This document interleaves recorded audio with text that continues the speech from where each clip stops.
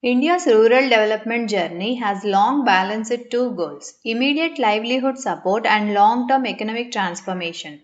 Since 2005, Mahatma Gandhi National Rural Employment Guarantee Act focused on providing wage employment as a legal right. It reduced distress migration and created some community assets.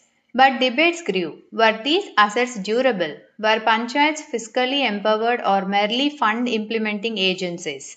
The proposed Viksit Bharat Gramin Act 2025 shifts the lens from wage guarantee to structured, durable asset creation.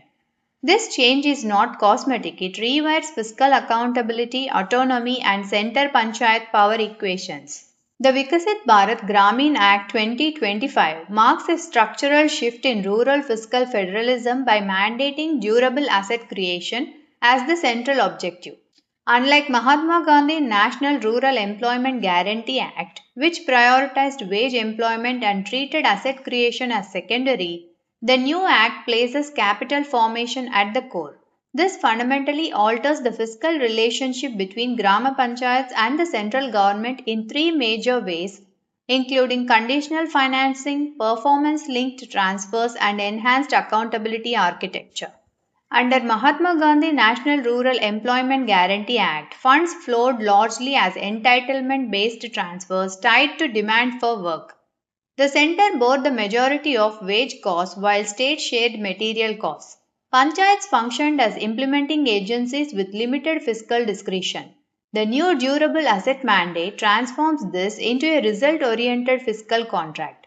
Funds are no longer only tied to percent days generated but to measurable long term public assets such as irrigation systems, rural roads, water harvesting structures, renewable energy units, and storage infrastructure. First, conditional financing depends. The center is likely to release funds based on approved asset plans aligned with district and national development priorities. Gram Panchayats must prepare technically sound project reports, often integrating geotagging, environmental assessment, and life cycle costing. This shifts them from wage distributors to local development planners. Fiscal transfers become conditional upon asset quality, sustainability metrics, and maintenance plans. The relationship moves from entitlement based to compliance based. Second, performance linked incentives gain importance. If durable assets improve agricultural productivity, water security, or local enterprise capacity, panchayats may qualify for additional grants. This introduces competitive federalism at the grassroots level. The fiscal relationship becomes incentive driven rather than purely compensatory. Panchayats that demonstrate effective capital utilization can leverage higher transfers, increasing fiscal autonomy indirectly. Third, accountability intensifies. Durable assets require long term maintenance. The center may mandate social audits, digital monitoring dashboards, and outcome reporting. Fiscal flows could be tied to asset verification through satellite imagery and third party evaluation. This reduces discretion in fund diversion but increases administrative burden on panchayats. Fiscal decentralization becomes accompanied by fiscal discipline. However, this transformation has deeper implications. Capital centric spending reduces revenue expenditure bias and increases rural public investment. It aligns local development with macroeconomic goals of infrastructure expansion and productivity growth.